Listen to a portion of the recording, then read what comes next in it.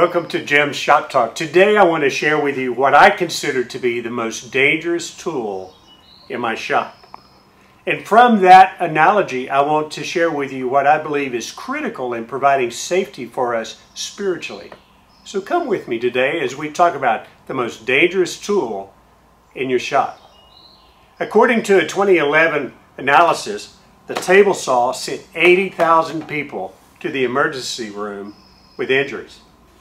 A circular saw. Who don't have a circular saw at home? 20,000 people to the emergency room. A joiner and planer, 15,000 people to the emergency room. And even a miter saw, 7,000 people to the emergency room. Anytime you turn on a power tool, you need to be conscious of not only the hazards and the risks, but also the things that can help keep you safe. So you turn on a tool,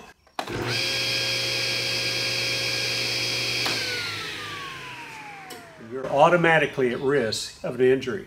So what can you do to help protect yourself?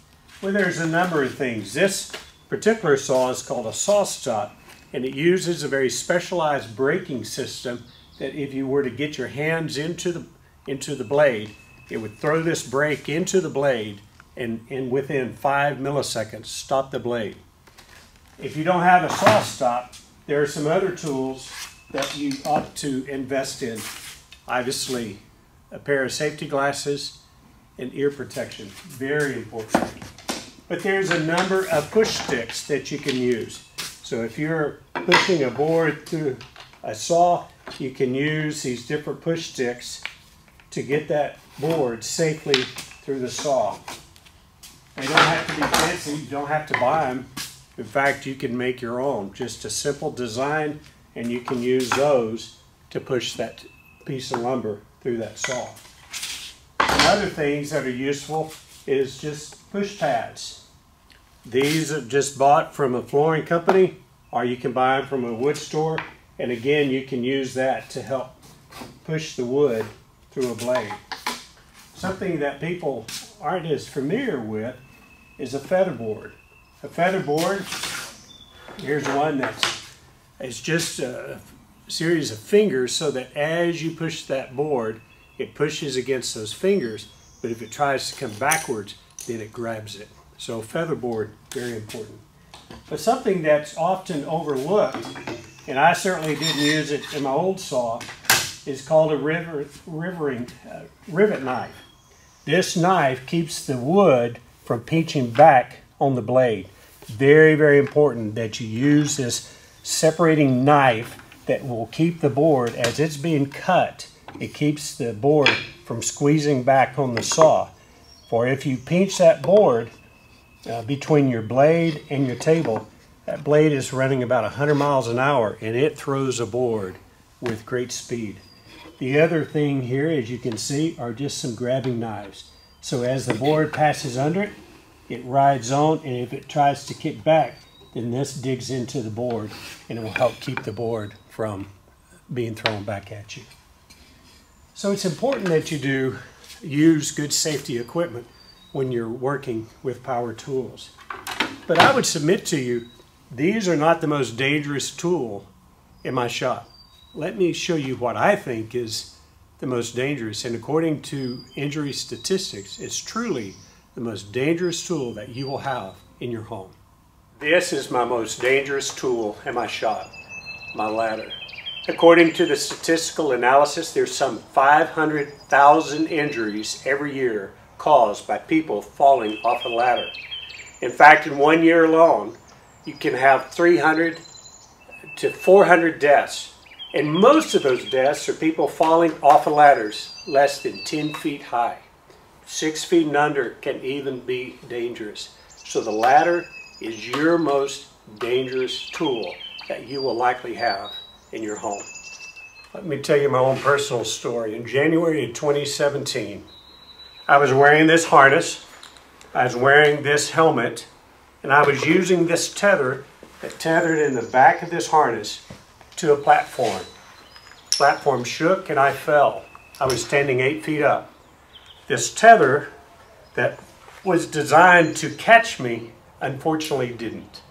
I ended up falling head first, hitting on the chin, fractured my chin, twisted teeth, broke my C6 neck, or broke my neck at C6, multiple fractures in my back, and even fractured a bone in my leg. I thought this tether that I made to be 4 feet long would have caught me. I thought, a plenty heavy hook, but what you see, when I needed the hook, it didn't catch here, it broke through the clasp. What I needed, and what I learned later, was I needed a fall-rated carabiner. This fall-rated carabiner is much heavier in metal and thickness, and it also has a double locking mechanism. It will not pop through as this one did. And so a fall-rated carabiner, had I been wearing this, I would not have hit the ground. You may think those are expensive. Here's another one. Here's a custom, not a custom, but it is a fall-rated carabiner that has a double locking mechanism. But what's unique about this is it has a shock absorber.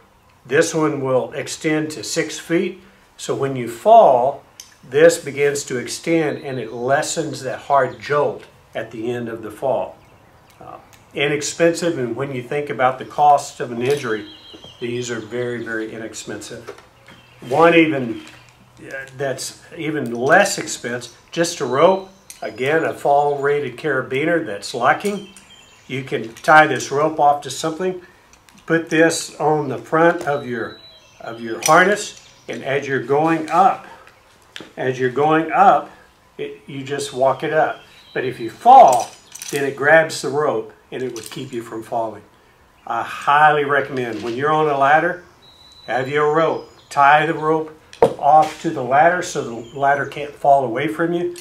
And I encourage you to wear a harness and have something like this so that you won't hit the ground. It's not the fall that injures you, it's the hitting of the ground from the fall. So what's the lesson? What's the life lesson in this? Well, what is the spiritual hook that we use in our lives? What is it that protects us spiritually? There's a story in John chapter 6 where there was a group of people who were following Jesus.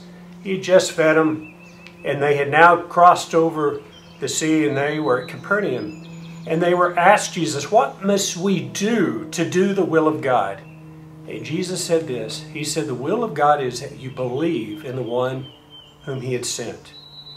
He said, it is the will of God that you believe that Jesus is the Son of God, and that God sent him to this earth to show us that it is only in Christ that we have that fall-rated carabiner, that spiritual fall-rated carabiner. See, we can trust in our own works. We can trust in everything that we think we ought to do to be a good person, but that is falling short. When you need it, it's going to fall on you. It is only Christ that has the authority to save us from our own spiritual fall. So that's the shop talk today. I hope that you will consider the safety of working in the shop. Be careful of being on a ladder, but most importantly, what is your fall-rated carabiner for your own spiritual life? Thank you very much.